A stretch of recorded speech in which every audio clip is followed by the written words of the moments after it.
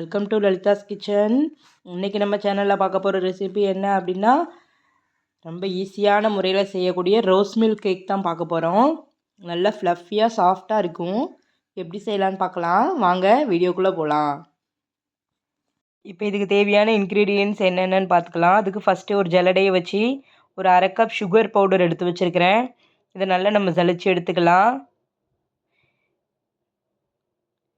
நல்லா ஜலிச்சு எடுத்துட்டோம். இப்போ இது கூடயே ஒரு 1/4 கப் ஆயில் எடுத்து வச்சுருக்கிறேன், அதையும் சேர்த்துக்கலாம்.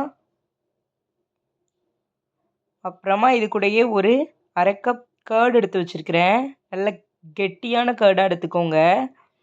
அதையும் சேர்த்து நல்ல ஒரு க்ரீமியான டெக்ஸ்சருக்கு நல்லா விஸ்க் பண்ணி எடுத்துக்கலாம். நம்ம நல்லா விஸ்க் பண்ணுங்க. இப்போ பார்த்தாலே தெரியும் நம்மளோட பேட்டர் எப்படி டெக்ஸ்சர் வருதுன்னு சொல்லிட்டு. பாருங்கள் எவ்வளோ க்ரீமியாக இருக்குதுன்னு சொல்லிட்டு.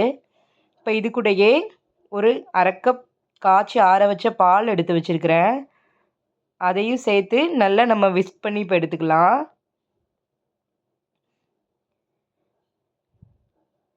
நெக்ஸ்ட்டு இதுக்கு தேவையான ட்ரை இன்க்ரீடியன்ட்ஸ் எல்லாம் எடுத்துக்கிடுவோம்.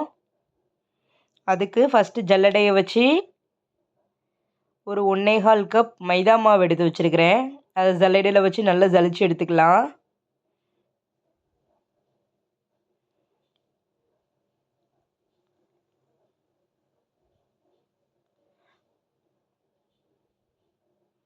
அடுத்து ஒரு 2 டேபிள் ஸ்பூன் கார்ன்ஃப்ளவர் மாவு எடுத்து வச்சுருக்கிறேன். அதையும் நம்ம இது கூடயே போட்டு நல்லா நம்ம ஜலிச்சு எடுத்துக்கலாம். அடுத்து இது கூடயே 1/2 டீஸ்பூன் பேக்கிங் சோடா சேர்த்துக்கலாம். ஒரு டீஸ்பூன் பேக்கிங் பவுடர் சேர்த்துக்கலாம். சேர்த்து நல்லா நம்ம மாவை கலந்து விட்டுக்கலாம். பார்த்திங்கன்னா தெரியும் நம்மளோட பேட்டர் எவ்வளோ சூப்பராக ரெடியாக இருக்குன்னு.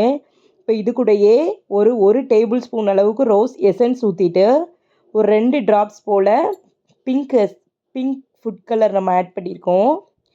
ஆட் பண்ணி இதை நல்லா நம்ம விஸ்க் பண்ணி எடுத்துக்கலாம்.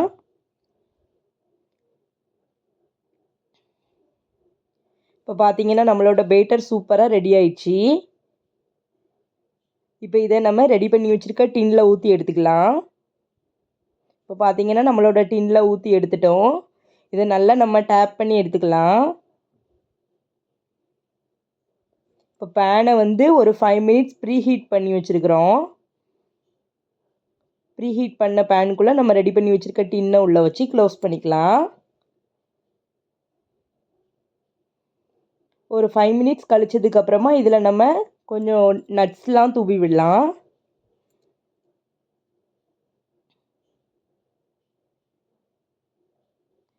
பார்த்திங்கன்னா நம்ம வச்சு ஒரு 5 மினிட்ஸ் ஆயிடுச்சு. அதனால் கொஞ்சம் நட்ஸ் எல்லாம் நம்ம மேலே தூவி விட்டுக்கலாம்.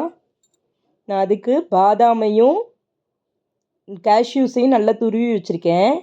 அதை நல்லா மேலே நம்ம சேர்த்துக்கலாம். சேர்த்து க்ளோஸ் பண்ணி வச்சுட்டு ஒரு 35 மினிட்ஸ் கழித்து நான் உங்களுக்கு காமிக்கிறேன் எப்படி இருக்குன்னு சொல்லிட்டு. இப்போ பார்த்திங்கன்னா தெரியும் நம்மளோட கேக் சூப்பராக வந்திருக்கு. நான் குத்தி காமிக்கிறேன் உங்களுக்கு வெந்திருக்கா வேகலையான்ட்டு.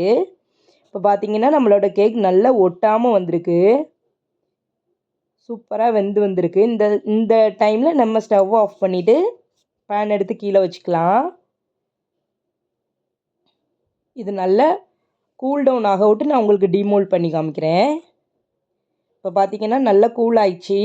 நான் ஒரு பிளேட்டுக்கு மாற்றிட்டேன். நான் இப்போ இதை உங்களுக்கு கட் பண்ணி காமிக்கிறேன்.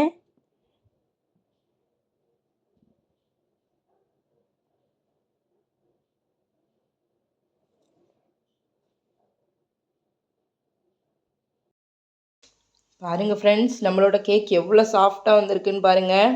ரோஸ் மில்க் கேக் சூப்பராக ரெடி ஆயிடுச்சு. நல்லா ஃப்ளஃபியாக வந்திருக்கு, சாஃப்டாக இருக்குது. அமுக்கி பார்த்தாலே உங்களுக்கு தெரியும் எப்படி இருக்குன்னு சொல்லிட்டு. நீங்களே இதே மாதிரி உங்கள் வீட்டில் ட்ரை பண்ணி பாருங்கள். ட்ரை பண்ணி பார்த்துட்டு எப்படி வந்துச்சுன்னு சொல்லி கமெண்ட் பண்ணுங்கள். நம்ம போட்டிருக்க வீடியோ உங்களுக்கு பிடிச்சிருந்துச்சு அப்படின்னா நம்ம லலிதாஸ் கிச்சன் சேனலை லைக் பண்ணி ஷேர் பண்ணி சப்ஸ்கிரைப் பண்ணுங்கள் ஃப்ரெண்ட்ஸ்.